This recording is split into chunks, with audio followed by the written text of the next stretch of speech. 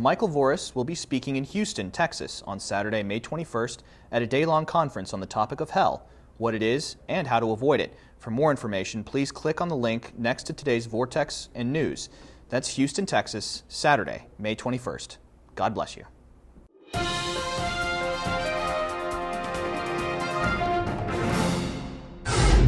Hello and welcome to today's edition of Catholic News Roundup. I'm Matthew McAuliffe. Muslim Brotherhood breaks cover. The militant Egyptian Islamic group has announced its intent to control 50% of the seats in Egypt's new parliament. This move comes after attributing the coup of Egypt's former president as a victory for all Egyptians and downplaying their Islamist aspirations.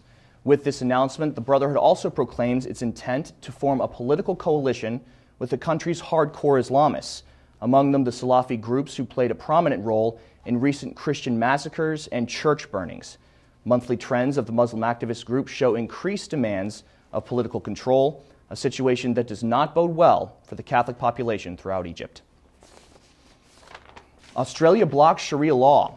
The Aussie government has halted a demand for Muslims to be granted legal pluralism in regard to Sharia law. The Australian Federation of Islamic Councils was denied their request by the Attorney General, who said, quote, "There is no place for Sharia law in Australian society, and the government strongly rejects any proposal for its introduction. While the world's Muslim population is exploding, so is their intent to inject their principles into the legislation of other countries. A recent study done in the U.S. by the Center for Security Policy evaluates 50 appellate court cases found in 23 states where Sharia law seeks recognition over America's Constitution. Malta's divorce dilemma. A May 28th referendum in Malta could bring the practice of divorce to one of Europe's most Catholic of countries.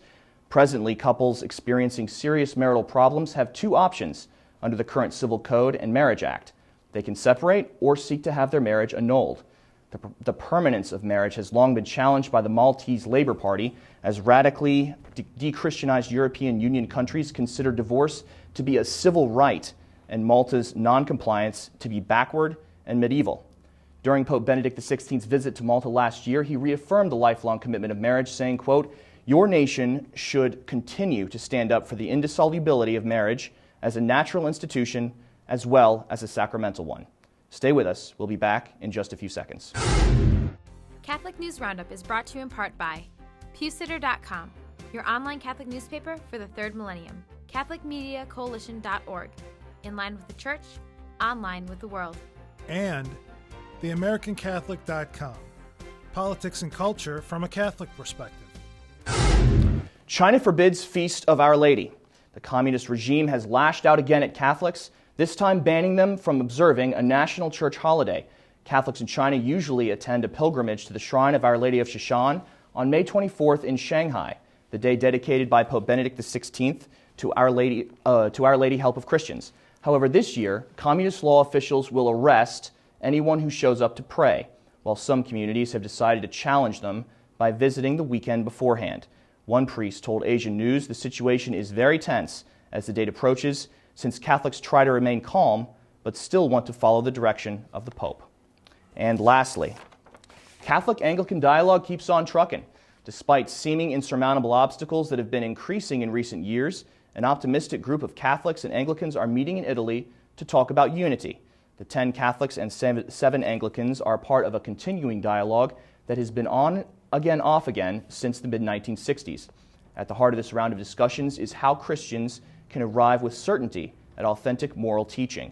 Relations between Rome and Canterbury have been somewhat strained of late since the Anglican Church has begun raising open homosexuals to the office of priest and bishop. I'm Matthew McAuliffe. Thanks for tuning in. Be sure and tune in tomorrow for your daily dose of Catholic News Roundup right here on RealCatholicTV.com. And be sure to check out the Vortex today, where Michael will talk about the bad coach. Thanks for tuning in. Be sure and tell all your friends about us. And as always, God bless. Catholic News Roundup is brought to you in part by NewOxfordReview.org, the voice of Catholic Orthodoxy, in print and on the web, and RenewAmerica.com, expanding the influence of America's grassroots in the cause of freedom. CatholicUnderground.com, the podcast about our Catholic faith and new media.